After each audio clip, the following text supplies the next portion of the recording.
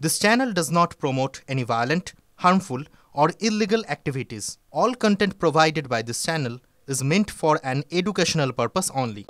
ফের প্রাণ কাড়ল মারণবাজির কারবার।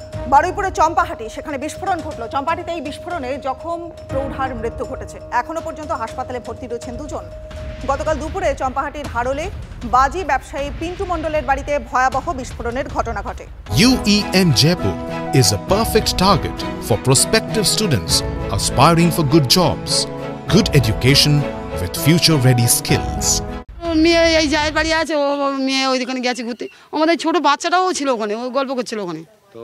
না, ও তো ওর মা ডেকেছে, বলছে এই আই চান করে দিয়ে আয়। ওই চান করে দিয়েছে, আর ওর পিসি ওখানটা দাঁড়িয়ে দাঁড়িয়ে কথা বলছে। আমার ওই দিদির মেয়ের দোকানে বসে কথা বলছে, তো কথা বলছে কালকে। হ্যাঁ, পুড়েছে ওর, মানে পিঠটুকু একটুখানি পুড়েছে, মানে সামান টামান কিছু পড়েনি, পিঠটা পুড়েছে। কালকে কি দমকল এসেছিল এখানে? না না না না, কিছু ওইসব আসেনি। আগুন কারণে বলো?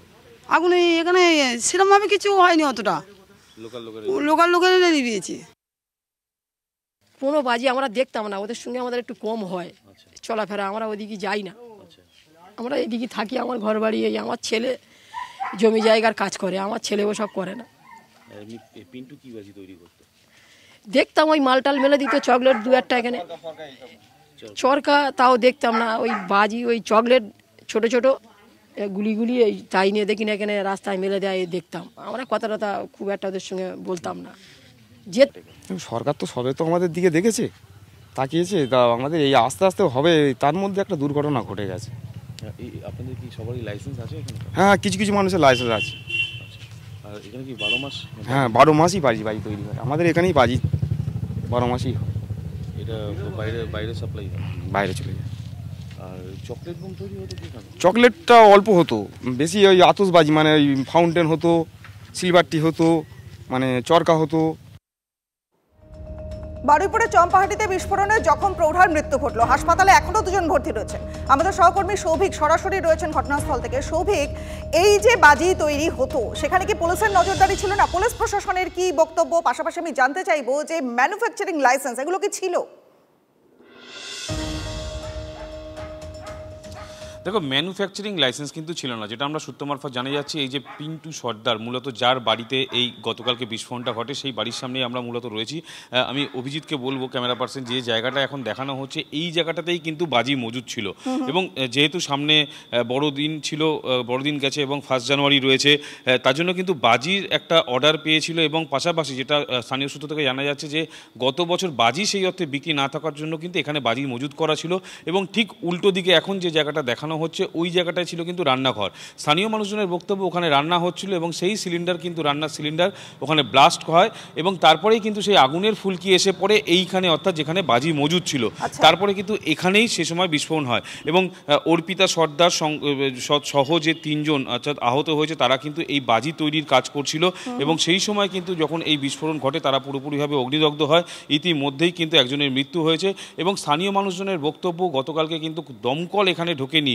পাশে যে পুকুরটা এখন তোমাকে দেখানো হচ্ছে, এই পুকুর থেকেই কিন্তু স্থানীয় মানুষজন জল তুলে তারা কিন্তু আগুন নেভায় এবং এখনও কিন্তু পুকুরের বিভিন্ন জায়গায় বারুদ পড়ে রয়েছে। এবং যেটা স্থানীয় সূত্র থেকে, পুলিশ সূত্র থেকে জানা যাচ্ছে, যিনি এই বাজি কারখানার মালিক ছিলেন, তার কিন্তু বাজি বিক্রির লাইসেন্স ছিল, বাজি তৈরির কিন্তু লাইসেন্স ছিল না। এবং এখানেই কিন্তু প্রশ্ন উঠছে, তাহলে কিভাবে সে বাজি তৈরি করছিল? স্থানীয় মানুষজন বলছে কোনো রকম অগ্নি নির্বাপক ব্যবস্থা ছিল না। এবং যে রাস্তাটা দিয়ে আমি তোমাকে এখন দেখাবো, এই রাস্তাটা একেবারে এই বাজি কারখানার সামনের যে রাস্তা, এতটাই সরু রাস্তা, যদি কোনো সময় গতকালকে যেমন আগুন লেগেছে, ফায়ার ব্রিগেড কিন্তু কোনো রকমভাবে প্রবেশ করতে পারেনি। এবং তুমি যদি এখন বিভৎসটা দেখো, যখন বিস্ফোরণটা হয়েছিল, তার ঠিক উল্টো দিকে যে দোকানটা রয়েছে, এই যে দোকান, এই দোকানের পাশেই কিন্তু এসে ইট ছিটকে এসে লাগবার পরে কিন্তু এটা পুরোপুরি বেঁকে গেছে। এবং দোকানের সামনে বিভিন্ন জায়গায় কিন্তু ছোট ছোট যে চকলেট বোমের যে খোল, সেগুলো কিন্তু পড়ে রয়েছে। অর্থাৎ এখানে কিন্তু অবৈধ বাজি তৈরি হচ্ছিল, যেমন চকলেট বোম তৈরি হচ্ছিল, তেমন চরকি তৈরি হচ্ছিল। এবং এখানেই কিন্তু প্রশ্ন উঠছে যে ম্যানুফ্যাকচারিং লাইসেন্স নেই, শুধুমাত্র সেলিং লাইসেন্স রয়েছে, তাহলে এই ব্যক্তি কিভাবে এখানে বাজি তৈরি করছিল? এবং গতকালকের ঘটনার পরে কিন্তু এখন তুমি যে ছবিগুলো দেখাচ্ছিলে, একেবারে সেই দোকানের শাটার একেবারে বেঁকে গেছে এবং সবথেকে প্রশ্নের জায়গা যেটা, যিনি বাজি তৈরি করছিলেন তার বাজি বিক্রি করবার লাইসেন্স ছিল, কিন্তু তার ম্যানুফ্যাকচারিং লাইসেন্স ছিল না। তা সত্ত্বেও তিনি বাজি বানাচ্ছিলেন এবং তার ফলে এই ধরনের একটা ভয়ঙ্কর ঘটনা। দেখুন, চম্পাহাটিতে এই যে বিস্ফোরণের জের ফলে ভার্চুয়াল বৈঠক এবার ডাকলেন ডিজি। এডিজি আইন শৃঙ্খলা এবং জেলা পুলিশের কর্তাদেরকে নিয়ে এই বৈঠক হবে। রাজ্যের প্রত্যেকটা থানা এলাকায় কোথায় কত বৈধ অবৈধ বাজি কারখানা আছে ঠিক তার একটা তালিকা তৈরি করতে হবে, নির্দেশ দিলেন ডিজি। তালিকা তৈরির পরে আইনি পদক্ষেপ নেওয়ার সম্ভাবনাও রয়েছে। মৃত্যু হলো কলকাতার 2.5 বছরের শিশুকন্যার। সিকিমে বেড়াতে গিয়ে মর্মান্তিক মৃত্যু। পূর্ব সিকিমের পাকিয়ং জেলায় গাড়ি দুর্ঘটনায় মৃত্যু হলো মা এবং মেয়ের। জানা গেছে যে 6 জন পর্যটককে নিয়ে একটা ছোট গাড়ি আরিটার থেকে রোলেপের দিকে যাচ্ছিল। পথে লামাতেন বলে একটা জায়গাতে সন্ধ্যে 6টা থেকে 6:30টার মধ্যে এই গাড়িটি দুর্ঘটনার কবলে পড়ে। গাড়িতে থাকা 6 জন পর্যটকের মধ্যে একজন ছাড়া বাকি সকলেই কম বেশি আহত। কথা বলবো আমাদের সহকর্মী প্রসেনজিৎ এই মুহূর্তে রয়েছেন আমাদের সঙ্গে। প্রসেনজিৎ, মর্মান্তিক খবর, ঘুরতে গিয়ে 2.5 বছরের শিশুকন্যার মৃত্যু, কিভাবে ঘটলো এই দুর্ঘটনা? দেখো, গতকাল সন্ধ্যার পর লামান্টেন এলাকায় রংলি রোডে এই দুর্ঘটনার খবর আমাদের কাছে আসে।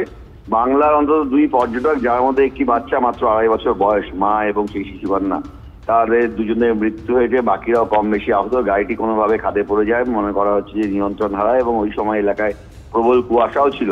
যেহেতু পাহাড়ে বরফ পড়ার আশঙ্কা রয়েছে, সিকিমেও বেশ কিছু এলাকায় প্রচুর বরফ রয়েছে, ফলে বরফের টানে এই উৎসবের মরশুমে প্রচুর পর্যটক পাহাড়ে আসছেন এবং এই গাড়িটি করে যারা এসেছিলেন তারা যাচ্ছিলেন এক জায়গা থেকে অন্য জায়গার উদ্দেশ্যে। সন্ধ্যার পর কিন্তু ঘটনাটি ঘটে। আহতদের উদ্ধার করা হয়েছে, তাদের চিকিৎসার কাজ শুরু করে দেওয়া হয়েছে। আর যারা 2 জন মারা গিয়েছেন তাদের দেহ উদ্ধার করা হয়েছে।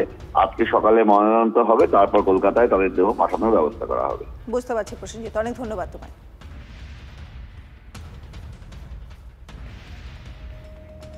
কাশ্মীরের জনজীবন বিপর্যস্ত হয়ে পড়েছে, টানা তুষারপাত ঘটছে সেখানে। জম্মু কাশ্মীরের হাইওয়ে বন্ধ, যোগাযোগ বিচ্ছিন্ন হয়ে পড়েছে অনেকগুলো জায়গাতে। গুলমার্গে আটকে পড়া পর্যটকদের উদ্ধার করছেন সেনাবাহিনী। এখনো পর্যন্ত আটকে রয়েছেন বহু পর্যটক, এমনকি বিমানবন্দর থেকে বিমানও বাতিল করা হয়েছে।